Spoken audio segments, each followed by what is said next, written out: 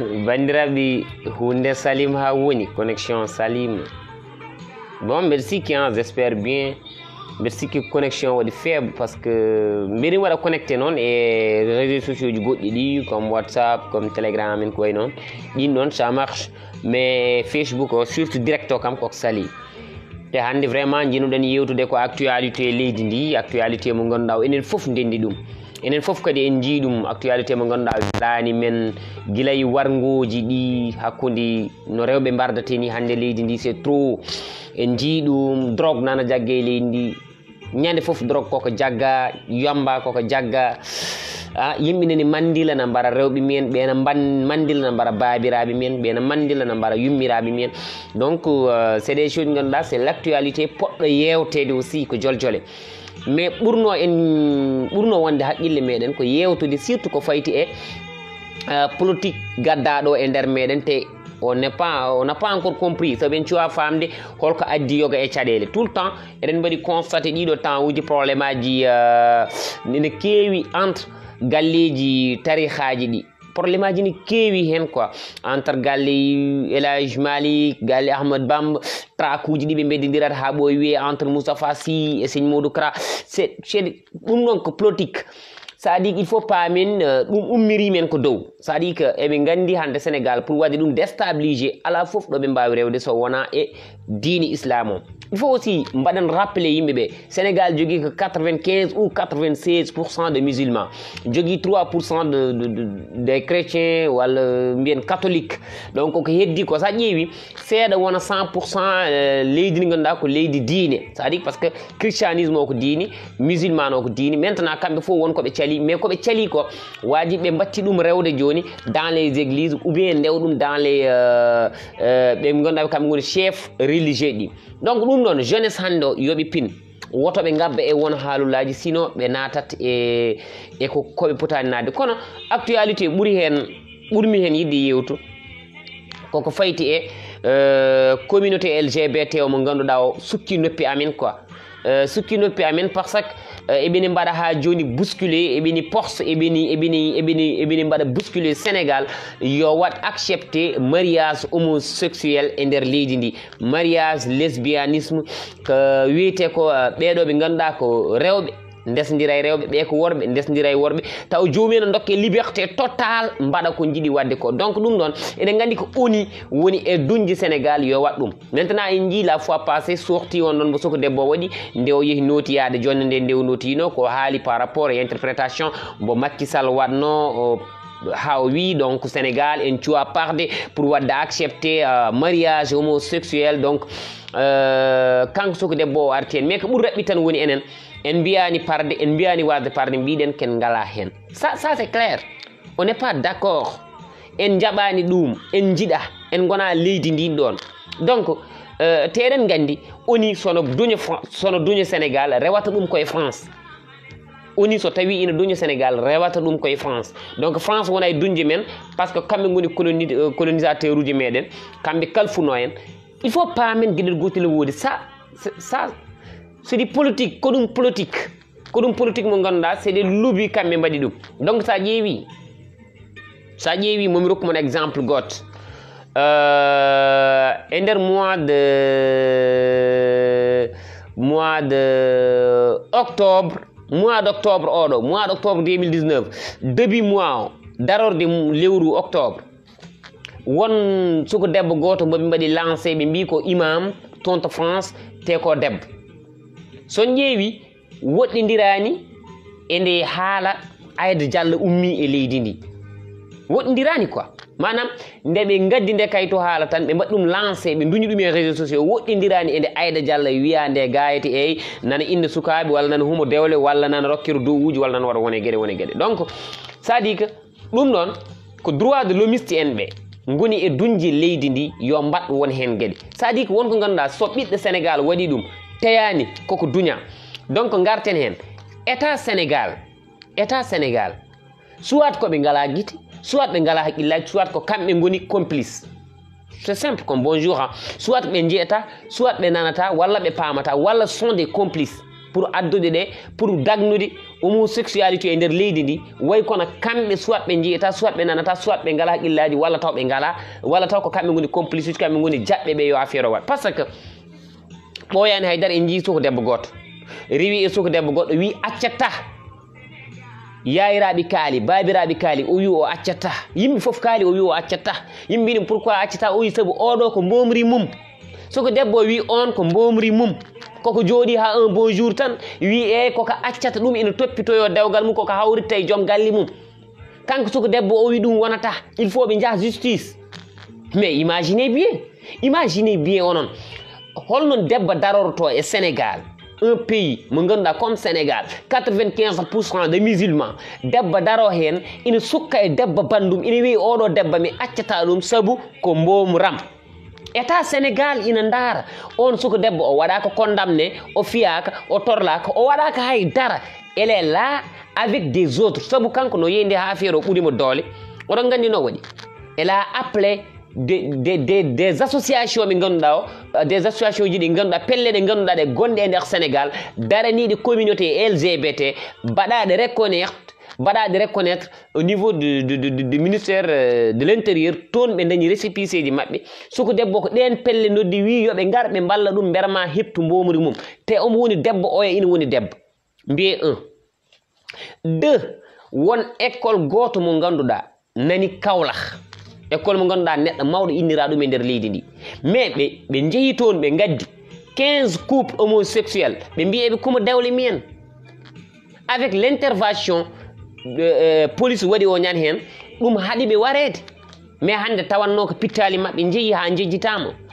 mais état o nandara ɗum ɗon jaafoɗon encore bon mbeɗa yiiɗi yon mbaɗ partager émission par ce que beaucoup de gens ina jiiɗi yebde émission donc kala joguiɗen miiji muɗum aussi ma en guddit ligne après ɗum ko ɗiɗi tati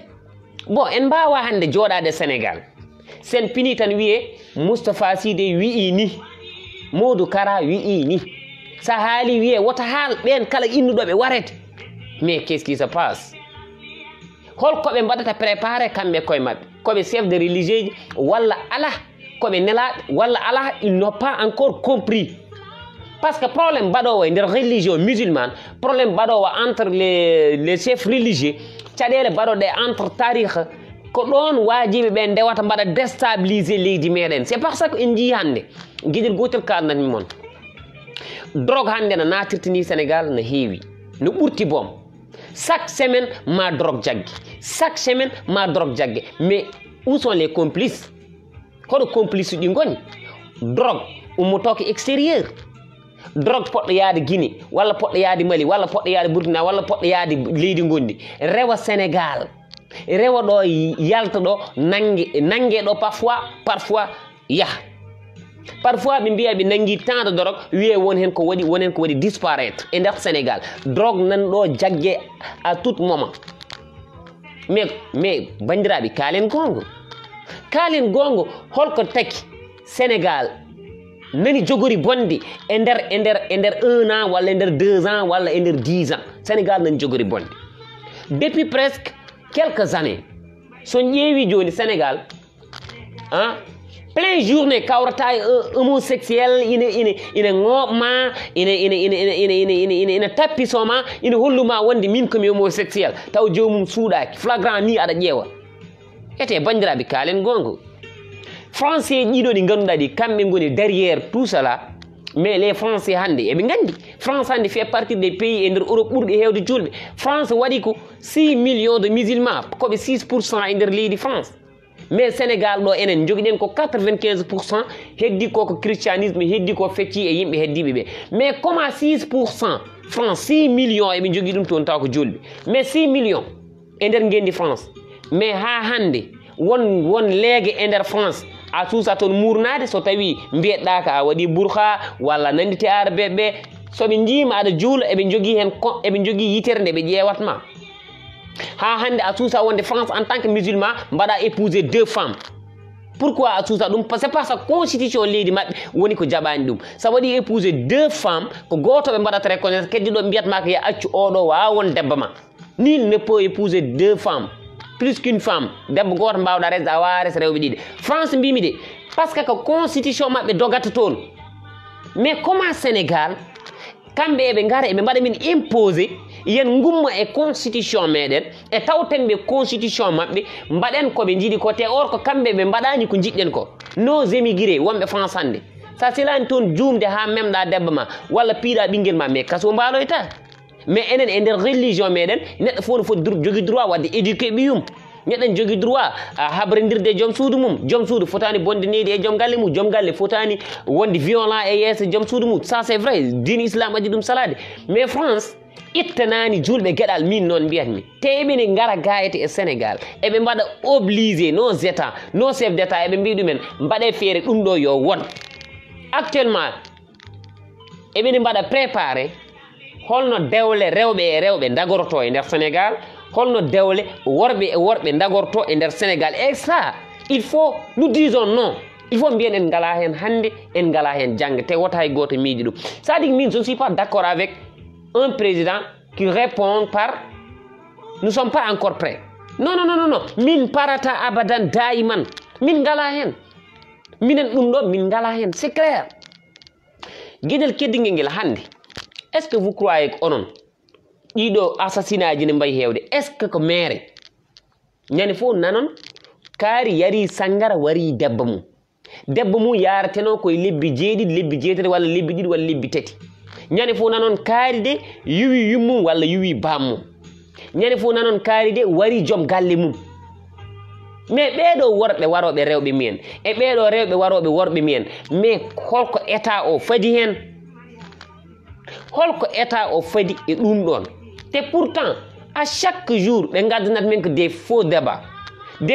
woni ha hande ɓe cuwa wadde dépassé débat Mamour Diallo e Ousmane Sonko ɓe cuwa wadde dépassé débat Aliou Sall e Petrotim ɓe cuwa wadde dépassé débat à chaque fois ɓe mbaɗa créé débat bon ɓe balɗe holko jiiɗen e actualité o Seydina Fall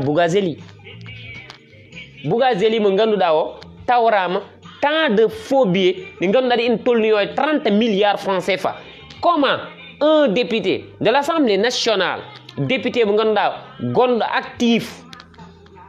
député jogo cuusal jogo kaaɗi jogo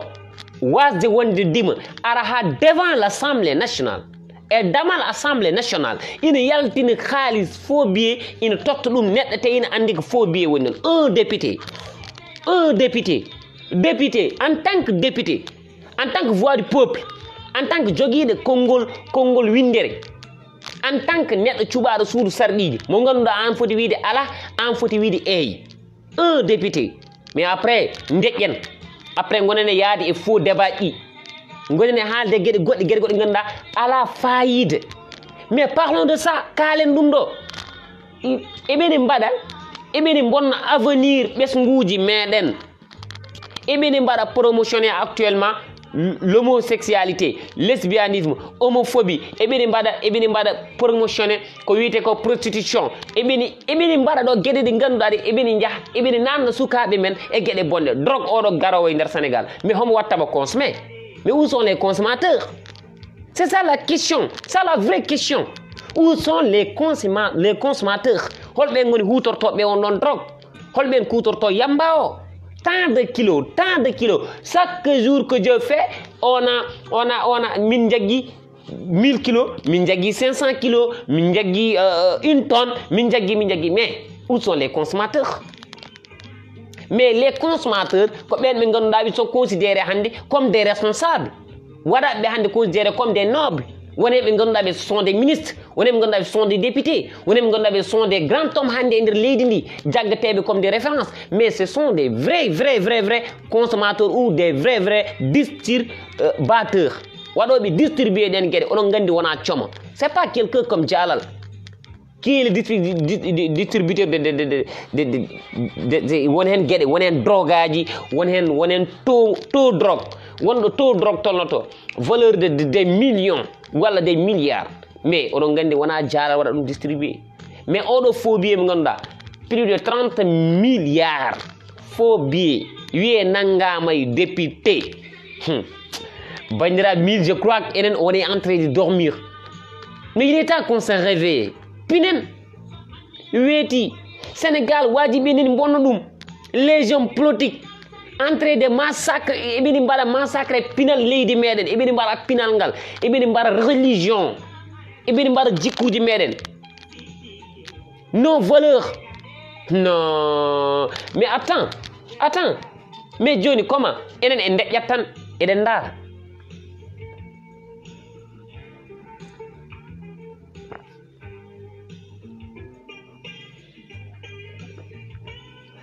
min won ko mi famani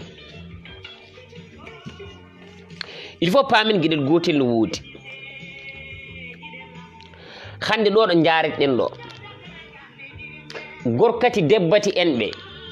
kala kalɗoɓe mbiyeteɗa ka deƴƴo haade ma e warede par ce que ɓe nanni e haqqillaji meɗen sont puissants sont des lobbies bon ɓe nanni e koye meɗen kamɓe hay goto futani haalde débat ji maɓɓe te Sénégal hande les jeunes entrés même d'insulter les chefs religieux hande sukaɓe nan ƴatto ɗumen sukaɓe nen mbaɗaɓe menacé dans les réseaux sociaux taw ko gorko mawɗo imam juma walla gardiɗo dental diine yimɓe ƴatto yummu ƴatto bamum alors mbiyen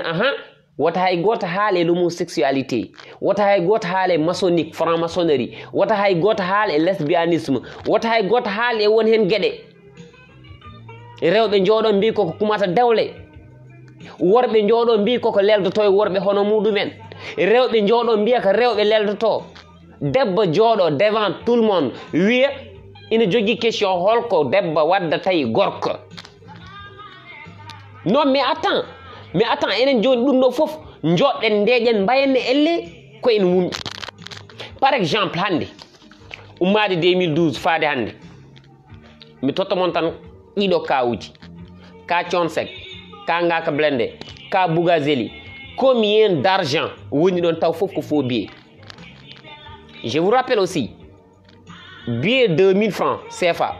et billet 10 000 francs CFA ɓuuri hewde faux billet karuji Dakar dem dikk ɗiɗo sa joni a jogui 2000 francs a pasata par ce que ɓe mbatta ɗum accepté ina waɗi des grands commerçants sa adde maɓɓe 2000 mbaɗa ɗum refusé mais on est dans quel pays sa haali wiye leydi ndi leydi teddugal d'accord sa ƴeewi joni faux billet o e drogue o e assassinat ji ɗiɗi nanten fof ko ɗum gotum faux billet o kañum e drogue o gondi jiiɗi yumma e baaba drogue o yimɓe ɓe ƴettata jaa mbaro yummu en walla mbara rewɓe mumen debba ma horo ɓinguel ma aɗa foti ƴeewde mbaɗa veille sur elle ƴeewa yo jomum wuur yo jomum sellu wota haydara mem ɗum siki jibini ɓi jagga ɓi teɓɓoɗa nanga urnoɗa ngara ƴetta on debba piya ɗum des coups ha maayo sur le sang c'est par ça que faux billet o yamba o drogue o kañum woppa rokka liberté jomum goɗɗo yeehi yaroy walla waɗoy drogue wu ari haqqille yeehi jomum anda ko waɗata fi neɗɗo ha wara ɗum debbo rewɓe ɓe noon mbarteni ɗo Sénégal c'est honteux mi wiyata triste mais mbiyatmi ko c'est honteux ina hersini mais hoɗo hankino mbanɗen yidde yayiraɓe men no mbanɗen horsinde yayiraɓe men wandiraɓe men rewɓe men hande natti hande gorko timate debbo tan wara par ce que drogue o kañum rokka liberté hande Sénégal sukaɓe fof ko ha gaɗi a yiyat neɗɗo ha ngue wiye bon kanko baɗaɗo marabouté ko liggade gorgol makko liggima ɓi bam makko liggima son ami waɗimo ni neɗɗo mo ganduɗa il est jaloux de lui non ɓe mbaɗat drogue wu ɓe timmo yamba ha haqqillaji ɗi jah yetto wiye ko liggade hay goto liggaki ɗumen hay goto ala temps wonde ɗo ina liggo neɗɗo te min kam mbiyat momi ko leydi ndi heeɓiɗo deeƴi heeɓiɗo haaɗi hankkadi en tant que député jogoto des milliards taw ko faux billet en tant que député kañum jogoto faux billet en tant que ministre uji men hande en tant que nos hommes d'état kayen jotto eɓe mbaɗa détourné deniers publics ngalu leydi ndi min j'ai perdu espoir parce que min probléme am woni fonnoɓe ɓe rende leydi ndi fonnoɓe ɓe toppitade leydi ndi fonnoɓe wonde gardien ji leydi ndi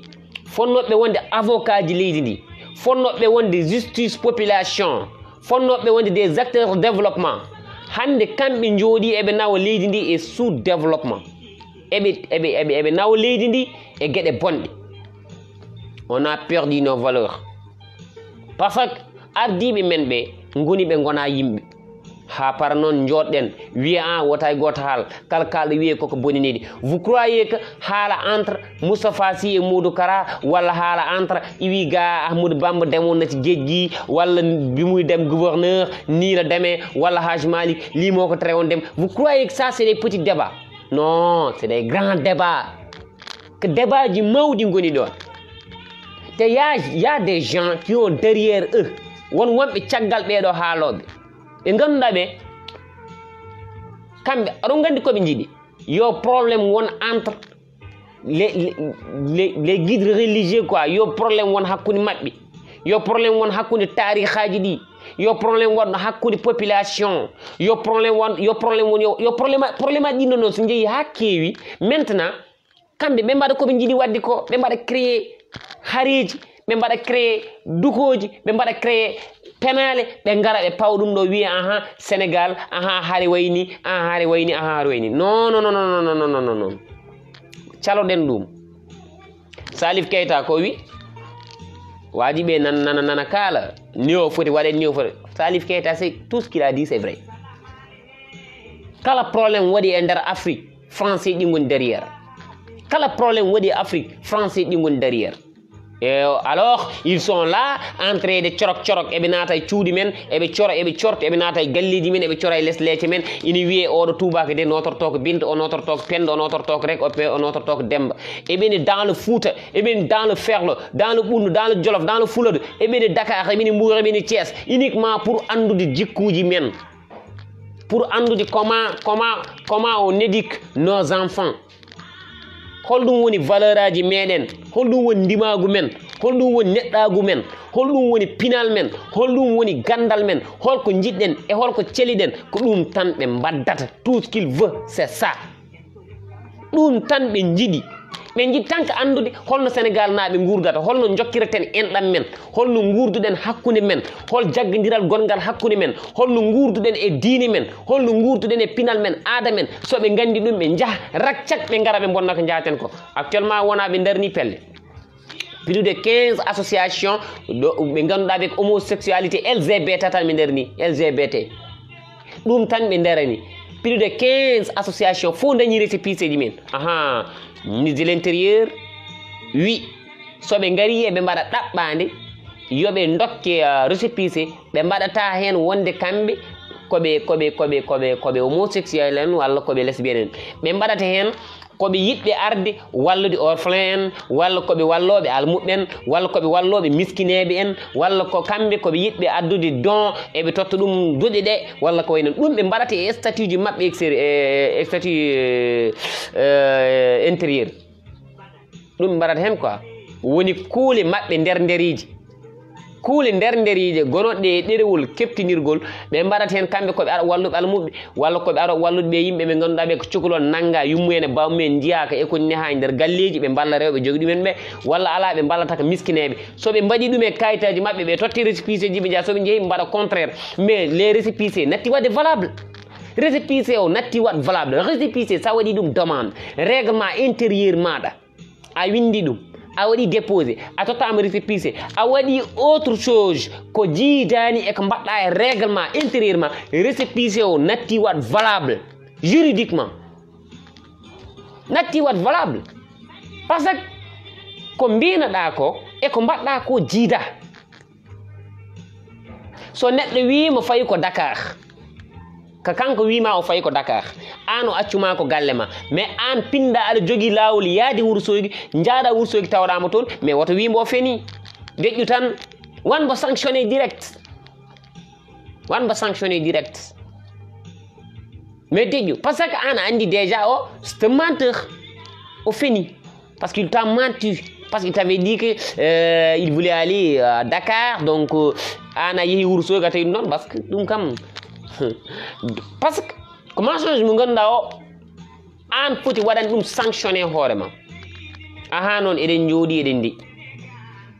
nos guides religieux sernaɓe men ko kamɓe poti famde ɗum ɗon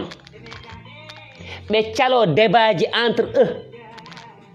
ɓe calo débat ji ɗi ɓe mbaɗat ɗi hakkude maɓɓe eɓe beddidira trakuji ahmadou bamba ba radiallahu taala anhu El Hadji Malick Sy radiallahu taala anhu walla goɗɗo e goɗɗo ɓen ko mbaɗi ko hay goto wonta ɗum wat ɓen daɗi ɓen jeehi ɓen mbiyani mbaɗani toñani so wona rewde Allah ko hen ɓe goni haɓe jeehi gacce ngala e maɓɓe mais hande jooɗiɓe ɓeɗo ina mbiye ko taniraɓe miyen ina mbiye ko ɓiɓɓe miyen ina mbiye ko almuɓe miyen kamɓe jogori addude probléme aji e nder leydi ndi par ce que toujours il crée des débat ji ganduɗa hay goto anda koɗi goni ɗe balɗe nanniɗo Ahmed Khalifa Niass ko haalno e El Hadji Malick ɗeɗo balɗe eɓene mbi Moustapha Sy wini eɓene mbi Modou Kara ni wi wona ni wi ɗum ɗo wonko wonata caggal par ce que oni waɗoɓe yiɗɓe ɓe yen mbat accepté e nder constitution men nder loi men yen dokko homosexuel uɗi liberté yoɓe mbat koɓe beela ɓen ɗon so tawi leydi ndi dilli kamɓe ɓe dañat ɗo ɓe nangi non mais won paamata on paamani ha hande saɗa woya gañoma weltoto on paamani ha hande diddowomo so woodi ko samirma duttaniɗa ko samirma ko o nangete ene en paamani ha hande occidentaux ɗi tout ce qu'il veut woni wadde déstabiliser Afrique par ce que kamɓe ɓe gandi kamɓe ɓe ngala jeunesse hande Europe hande ala jeunesse gonɗo Europe fof ce sont des émigrés walla des fils des émigrés sukaɓe ɗanniɓe ɓe walla ɗanniɓe ɓen goni toon sukaɓe mais Europe hande des européens des origines européens ɓe ganduɗa ɓe ɓeɗo ko tubakoɓe wayno Hollande en Espagne en Belgique en France en Allemagne en eko way noon ɓeɗo hande ngala sukaɓe bandiraɓe ça c'est clair ɓe ngala sukaɓe ɓe ngala ɓesguji que 70% e population maɓɓe ko mawɓe yaaɓe retraite nayeɓe hande ressource maɓɓe fof ina wayno eɗen mooli Allah leydi maɓɓe nangue maɓɓe maaje maɓɓe pétrole aji maɓɓe kala ko woni toon ressource ko ɓuuri ko hen hewde hande woni koye yaade woni ko waɗi disparaître woni koye gasde eɓe gandi ressource kesa pul woni ko Afrique jeunesse woni ko Afrique maaje baɗɗi liɗɗi tan taw ko kaɗɗe e belɗe woni ko Afrique pétrole kesa pul mbo suwa waɗe exploité woni ko Afrique des jeunes intellectuels ngoni ko Afrique des jeunes tala caché ngoni ko Afrique des religions bon religion ngoni ko Afrique non les Africains on en paamani ha joni kala ko moƴƴata e aduna hande actuellement woni ko ɗo e Afrique seule chose so France itti junggo mum e meɗen les occidentaux guitti juuɗe men e men gacci diinu men e koye meɗen billahi wallahi wa tallahi d'ici même 20 ans en jiyat changement ala ko ɓe mbaddata so wona hade kamɓe eɓe gandi ko gaaɓe payi yo en nattu jibinde 1 ɗum fof woni ɗum ne jeeya politique maɓɓe woto africain jibin ɗum ene jeeya politique maɓɓe goo rewɓe e rewɓe yo mbattu resdirde ha hande kadi ko woto en jibin worɓe e worɓe yo ndesdodir ha hande kadi ko woto en jibin ɓe mbaddata ko yo en dañji probléme ɓe dañanoɓe natiri e leyɗele meɗen mais enen en mbawa finde te ko ɗum ɗo tan mbaddata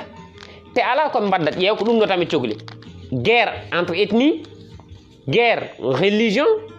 guerre politique mo ganduɗa ɗum ɗo ko politique yimɓe nanodirani opposition pouvoir bon grève aji mbaɗi walla manifestation ji mbaɗi ɓe naata nder mais ça c'est clair ɗum koko laaɓi hande ko fewnata ko Europe hande ce sont des Africains sen gandi hande ko africain ji goni Europe ina pewno Europe ɗum ala e mon kumpaɗo ɗum ɗon mais pourquoi ene en mbawa finde ƴeewa hande équipe nationale France senior équipe nationale France U17 équipe nationale France U20 club aji France hande fof c'est des Africains goni toon ina jogui football France sa yeehi rugby ko noon sa yeehi taekwondo maɓɓe ko noon sa yeehi équipe nationale maɓɓe basket ko noon sa yeehi hande e nder leydi maɓɓe employé ji gollotoɗi to ngo nafata ko ɓaleɓe jawdi ndi ɓe jogui ndi Afrique ummi pétrole gujja Afrique fo France ƴetti hen bénéfice mum jama gummutoɗo Afrique fo France wonko jogoto hen oɗo France CFA gullete jamma e ñalaw mais France woni ɗon France CFA kay ko France ɗum kam koko raɓɓini ɗum ɗo foof français ji jondinaka ɗum ɗon te eɓe gandi culture meɗen billahi wallahi culture Afrique ala bonno ɗum so wona France hande ƴeewa hande Sénégal hande holkoɓe gadde men ɗo woto fiiɓi woto mettin ɓernde debbo ma hay goto mettinta ɓernde debbo mum neɗɗo fof kay lelto debbo mum hay goto yiiɗa mettin ɓernde debbo mum ɓi emo jibinɗa a yiiɗa ɗum fiiti a yiiɗa ɗum lorlude ha hande depuis 1960 faade hande walla 1950 ni faade hande yimɓe nini jangga ndeɗo jangde nde ganduɗa nde ha hande avancement zéro neɗɗo jangga plus de 40 ans neɗɗo jangga plus de 50 ans ronko wadde fabriqué hay dara ko nafata c'est par ça que kamɓe mbaɗata financé éducation meɗen kamɓe dokkirta programme poɗɗo janguede nder école aji meɗen kamɓe nehanta men ɓesguji meɗen kamɓe mbaɗanta men formé lamɓe meɗen kamɓe mbaɗanta men formé ministre uji meɗen kamɓe goni joguiɓe jawɗele ɗe ganduɗa ɗe jawɗele joguiɗe nde ko kamɓe gujjata ɗum eɓe nawira ɗum menoɓe beela oɗo autoroute à péage oɗo ha hande kala ka daña hen ko France jeeyi hande ɗo ɗo jaret ɗen ñamade men e France hay goto anda no foti te kala ɗoɓe ñamli men bu sappo on paye 500 soɓe ñamli men 500 on paye 5000 francs soɓe ñamli men 5000 francs on paye 1 million soɓe ñamli men 1 million on paye 1 milliard des intérêts ɗi ganduɗa ɗi franc enen lamɓe men ɓe ina gandi ɗum te donki wadde résister donki darade mais qu'est ce qui se passe holkoɓe kulat wallahi wal kitabi ala président laamiɗo Afrique mbo anda ɗeɗo peeje France fewjata au contraire kamɓe goni complice uji kamɓe gonde français ɗi jamma e ñalawma bon point d'intégration point tan tokos gaddanmi hen e hakkude laañi quoi hakkude laañi hanki mi gaddi silama comme mbi silama Cheikh Oumar wona silama Cheikh Oumar yoɓ kal ko woodi wona silama Cheikh Oumar ko Abdoulaye ɓi Ahmad laamiɗo julɓe tanum Cheikh ko silama mum silama Cheikh Oumar nana Bandiagara on silama ɓe mbawa ɗum memde saka ɓe nawa ɗum te silama ka ɓe gartiri ɗum mais wonko heddi toon defte ɗe nani toon silama ka nde ɓe nawa ɗum nde wonduno koye kalisa heewi waɗa kalisa woni wonduno koye defte wonduno koye secret ji goɗɗi hoɗoni goni ok d' accord mais en beltima hen quoi ko ɗum arti ko en beltima hen kono yen paam kala koɓe mbaɗi wonko woni caggal kala koɓe gaddi wonkoɓe ɗaɓɓata caggal kala koɓe kolli men wonkoɓe cuuɗi caggal ɓe kollata men koye maɓɓe jamais au plus grand jamais tubako hollata men hoore muɗum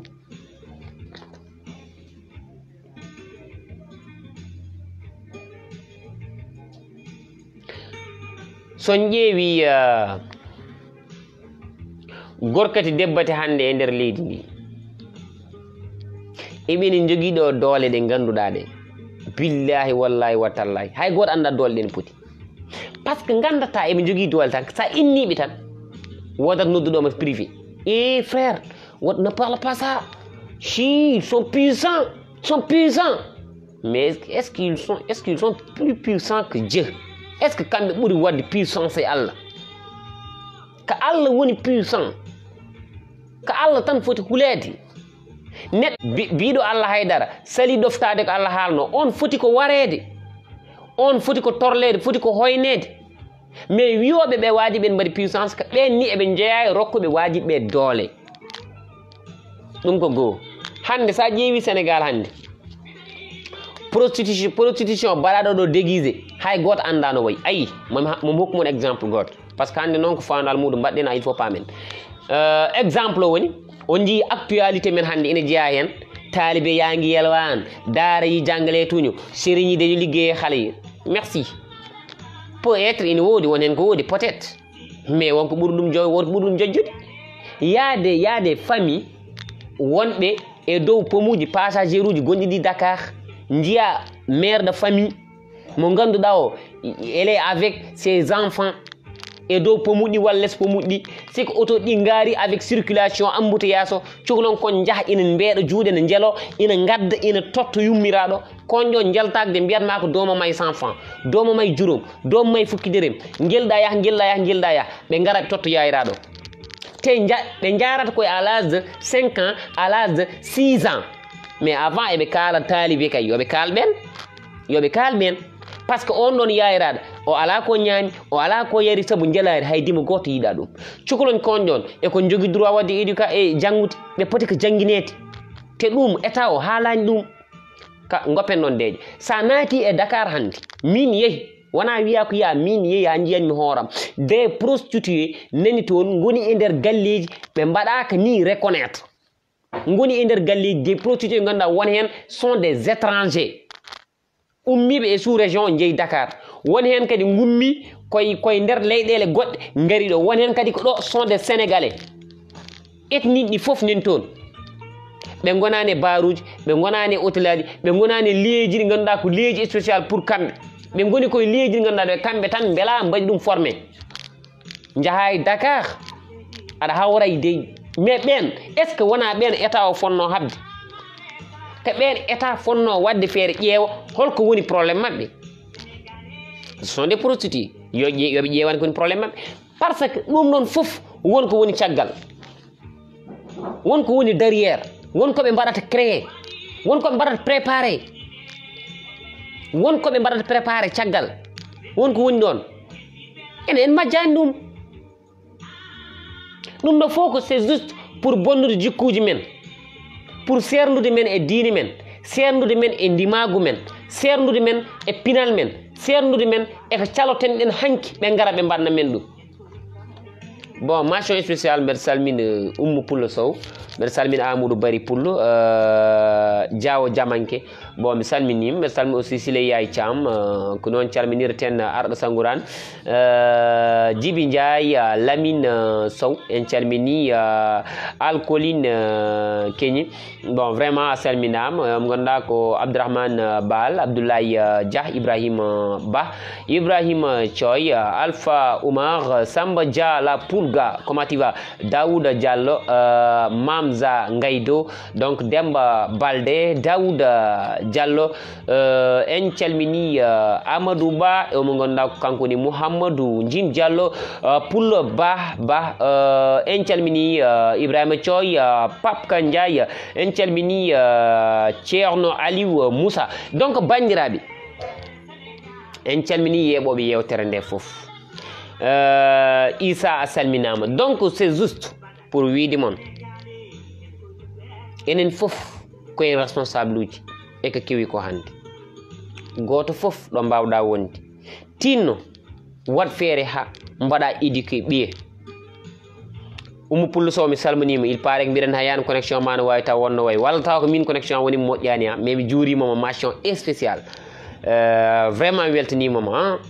téléspectateur mo meeɗa radde émission Abdou Salam woni Oumou Pullo Sow vraiment mention spéciale pour an komi poɗɗon wadde décoré Oumou Pullo Sow merci beaucoup donc Ousba juurama c'est quoi le débat Ousba débat o ko c'est l'actualité du Sénégal problème l'homosexualité woni LGBT problème d'assassinat ji nanten ɗi des meurtres chaque fois problème drogue gonɗo e nder leydi ni problème phobie problème haala entre les guides religieux donc ñande foof probléme aji donc ɗum jewteten grosso modo pour widema tan jewteten ko caɗele leydi ndi donc tagui wiide enen foof on est responsable ko goto foof yo wat ko foti ko wadde goto foof yo wat veille e famille mum goto foof yo neh ɓesgu mum e needi diine needi islam so tawi jomum ko jolɗo needi pulagu needi ɓalewu needi afrique yankori goto foof yo neh hen ɓesgu mum saabu so en mbaɗani noon on e foti sen mbaɗani noon on e foti te hande son ƴeewi sukaɓe ɓe ne mbayni rewde foof Amadou Bari Pullo bisimilla aɗa janatay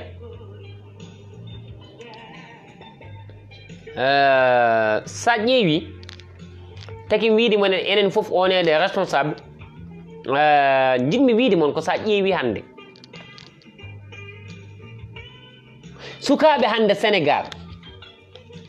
noɓe mbayi bondineedi ni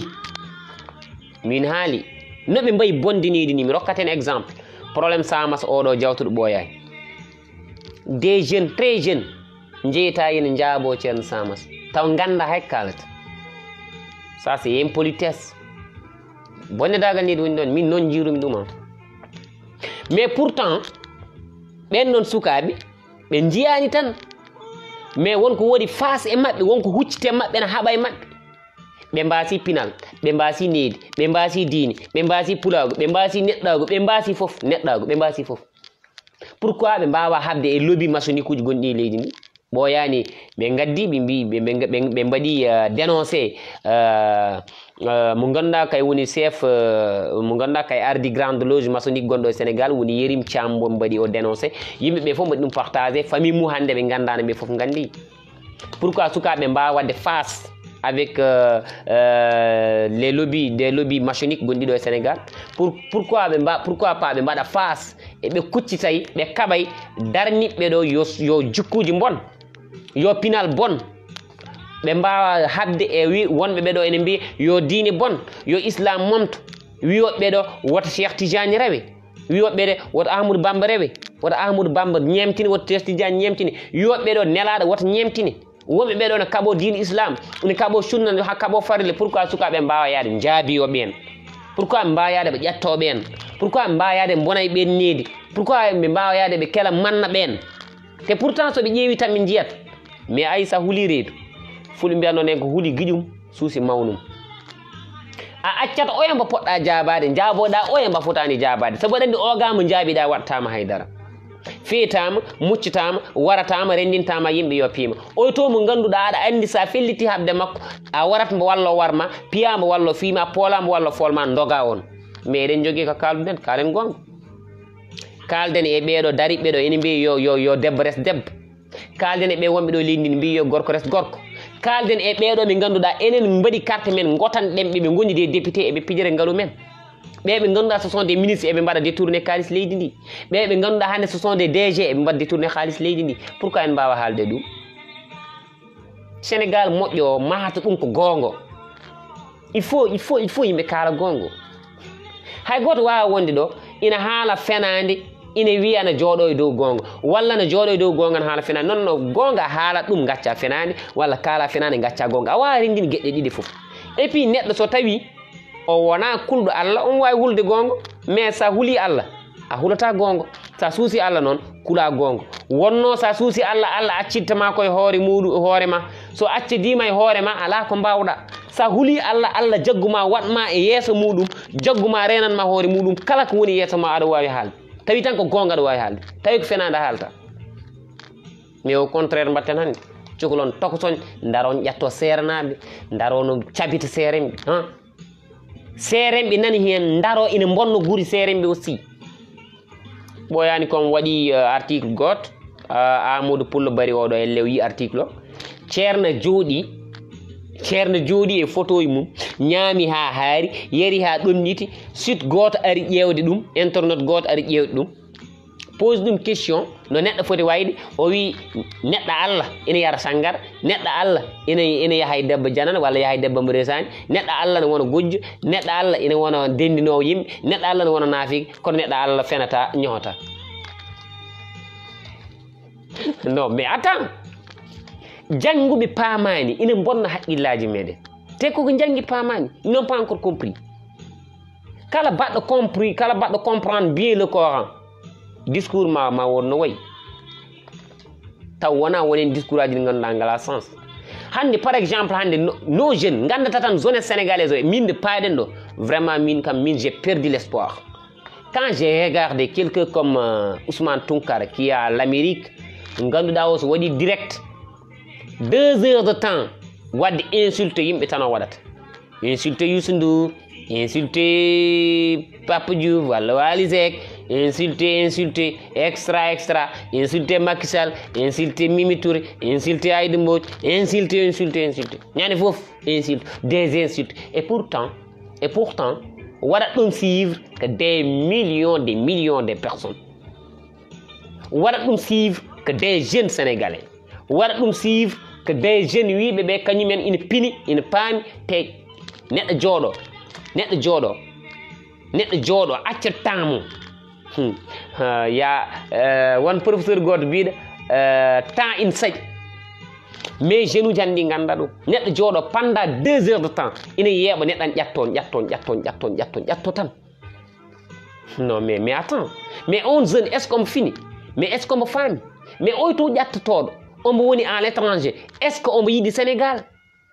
Jean Ousmane Tounkara est ce que kamɓe te musimi hen ɓe mbiyatma ko nous sommes des patriotes non vous n'êtes pas des patriotes. Vous n'êtes pas de patriote. Un patriote n'insulte pas président de la République leydi Niger. A ƴattata ko ɗum. A haalata ɗum ko soofi. Et puis un patriote watta accusé. Mais Jean Ousmane Tounkara en, Jean Assane Diouf en, ils sont là, ils sont en train d'insulter des hommes d'État, des responsables, des chefs religieux. Et ɓe ƴatto ɗumen hay goto haalani. Oy nana Amérique oy nan ɗo oy nana Suisse eɓeni cari e nder leydi ndi ɓey nana Allemagne te ɓe mbi kamɓe koɓe patriote en sa haali ɓe gona wiide wa Sonko lañi wara jox rewmi wawi non mais attends hay Sonkoɗo yaɓɓiɗo e ɗo mi jaɓɓiɗo jiita te jeunesse o ko ɓen yeɓat non quelqu'un comme Abdou Salam non hay goto wattama suivre de par ce que an mbiɗa ko yo yimɓe mbano moƴƴi par ce que an mbiɗa ko yo yimɓe pewnir jikkuji ɗi Abdou Salam wi ko yimɓe mbotta ɓille diine o Abdou Salam wi ko homosexuel uɗi woto dokki yaajede lesbienne uɗi woto dokki yaajede ɗum tagi hay goto watta ɗum suivre seeɗa ɓe rendi ɓe ɗemgal walla seeɗa yiɗɓi ɗum saabi Allah ɓe ko way noon mais haaloɓe ko boni ko ɓen mbatte suivre ɗum tagi Sénégal min mi ala confiance e jeunesse o jeunesse mo ganduɗa o ala gonowo référence maɓɓe hannde so wona tubakoɓe ɓe ngala valeur ɓe aɗa andi tubakoɓe woɗen jogui valeur si il y a même des origines français hannde qui ont en train de défendre l'Afrique des origines français mbimi des français yummiraɓe min e babiraɓe min ko français ji kam ko français ji ɓe mbaɗata défendre tan ko Afrique ina woodi bien sûr des origines américains des origines espagnoles des origines hollandais walla allemand qui ont en train de défendre l'Afrique ina woodi mais wallahi ɓurɓe ɓe hen heewde sont des complices ayi France ɓoyani mbiɗa haalda inami donc mo ganduɗa o vraiment ko conseil am min kal omo haalanami hunde nde ganduɗa nde yimɓe fof jii ɗum France hande ƴeew kala de élection ɓalli debbo kuuɗaɗalo gontoon momi yiɗa haalde inde mum o jeeyta ko o fuɗɗoto ko addude des discours ɗi ganduɗa discours racisme discours ɗi ganduɗa ɗi haɓade religion musulmane discours ji ɗi ganduɗa ɗi addude probléme aji e nder leydi ndi pour mbiyatma wat déstabiliser état o enen fof eɗen gandi ɗum ok sa ƴeewi hande ɗo e Afrique